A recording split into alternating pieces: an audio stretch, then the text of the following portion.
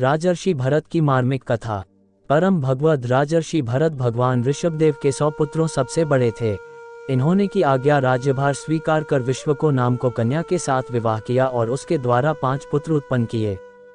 हमारा यह भारतवर्ष, जो पहले अजनाबखंड नाम से प्रसिद्ध था, इन्हीं महानुभाव के नाम पर भरतखंड अथवा भारतवर्ष कहलाया। ये सब शास्त्रों के मर्म को जानने वाले और धर्म के अनुकूल बर्ताव करने वाले थे और पितान के समान प्रजा का पालन करते थे। इन्होंने यज्ञक्रतुरूप भगवान का समय समय पर अपने अधिकार के अनुसार अग्निहोत्र, दर्श, पौर्णमास, चातुर्मास या सोमयाग प्रभृति छोटे बड़े यज्ञों के द्वारा श्रद्धापूर्वक आराधन किया। में यज्ञ से उत्पन्न होने वाले धर्म नामक अपूर्व कर्मफल को सर्वांतर्यामी परमदेव यज्ञ पुरुष भगवान वासुदेव के अंदर भावना करते हुए अपनी कुशलता से रागादि मलों का क्षय करके यज्ञ के भोक्ता सूर्यादि देवताओं को भी भगवान वासुदेव के नेत्र आदि अवयवों में एकत्व रूप से चिंतन करने लगे। इस प्रकार कर्म को पूर्णता से शुद्धचित हुए भरत के हृदय में भगवान वासुदेव के प्रति उत्तरोत्तर बढ़ने वाली विशुद्ध भक्ति उत्पन्न हुई और उस भक्ति योग का आचरण करते उन्हें कई हजार वर्ष बीत गए। तदनंतर से अपने राज्य को पुत्रों में विभक्त कर घर को त्याग कर पुलह ऋषि के आश्रम हरिक्षेत्र को चले गए। वहां विद्याधर नामक कुंड में भक्तों के ऊपर दया करने वाले भगवान अब भी वहां रहने वाले अपने भक्तों को स्वरूप से सानिध्य का सुख देते हैं और वहां गंडकी नदी शालग्राम शिला के चक्रों से ऋषियों के आश्रमों को चारों ओर से पवित्र करती है।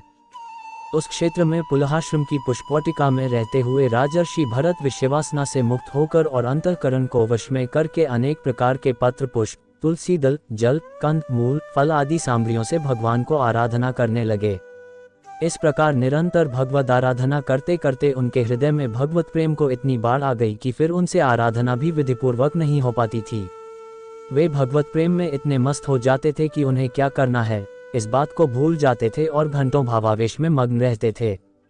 एक दिन राजा भरत गंडकी नदी में स्नान संध्यादिक नित्य नैमित्तिक कर्म करके प्रणव का जप करते हुए 3 घंटों तक नदी तीर पर बैठे रहे। इतने में वहां जल पीने की इच्छा से अपनी टोली से बिछुड़ी हुई एक हरिणी आयो। उसने ज्यों ही जल पीना आरंभ किया त्यों ही सिंह के दहाड़ने की आवाज आई। वह बेचारी मारे भय के जल पीना तो भूल गई और उसने बड़े वेग से नदी के उस पार छलांग मारी। छलांग मारते समय उसके गर्भाशय में से बच्चा बाहर निकल पड़ा और नदी के प्रवाह में गिर गया। हरिणी ने भी एक गुफा में जाकर प्राण त्याग दिए। इस सारे दृश्य को देखकर भरत का कोमल हृदय करुणा से भर गया। उन्होंने दयापरवश हो उस मातृहीन बच्चे को जलमैन से बाहर निकाल लिया और उसे अनाथ समझकर वे अपने आश्रम में ले आए। धीरे धीरे उस बच्चे में उनकी आसक्ति और ममता हो गई। वे बड़े चाव से उसे खिला पिलाते, हिंस जंतुओं से उसकी रक्षा करते, प्रेम से उसे पुचकारते और उसके शरीर को खुजलाते तथा सहलाते। इस प्रकार धीरे धीरे उनकी उस बच्चे में आसक्ति बद्धमूल हो गई और उसके पीछे उनका सारा कर्म धर्म छूट गया। वे रात दिन उसी के लालन पालन में लगे रहते। उनकी आसक्ति कर्तव्य बुद्धि के रूप में उनके सामने आकर उन्हें धोखा देने लगी। वे सोचते कि कालचक्र ने ही इस बच्चे को अपने माता पिता से छुड़ाकर मेरी शरण में पहुंचाया है, अतः इस शरणागत की सब प्रकार से रक्षा करना मेरा धर्म है।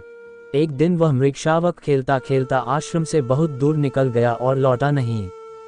अब तो राजर्षि उसके वियोग में बहुत व्याकुल हो गए और उसे याद कर करके रोने लगे। उन्होंने सोचा कि उसे किसी हिंस्र पशु ने मार तो नहीं डाला और इस अनिष्टाशंका ने उनके हृदय को व्यथित कर डाला।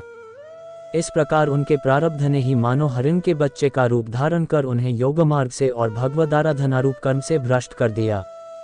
अन्यथा जिस राजर्षि ने अपने औरस पुत्रों, अपने हृदय के टुकड़ों और अपनी पाणिगृहीता पत्नी का परित्याग कर दिया, उसकी एक पोसे हुए हरिण के बच्चे में इतनी आसक्ति कैसे होती। अस्तु एक दिन राजा उसी मृगशावक की चिंता में बैठे थे कि अकस्मात उनका मृत्युकाल उपस्थित हो गया और उन्होंने उसी मृग छौने का ध्यान करते हुए प्राण त्याग दिए। अंतिमति सा गति। इस नियम के अनुसार उन्हें अगले जन्म में हरिण का शरीर मिला, परंतु भगवदाराधन के प्रभाव से उनकी पूर्वजन्म की स्मृति नष्ट नहीं हुई।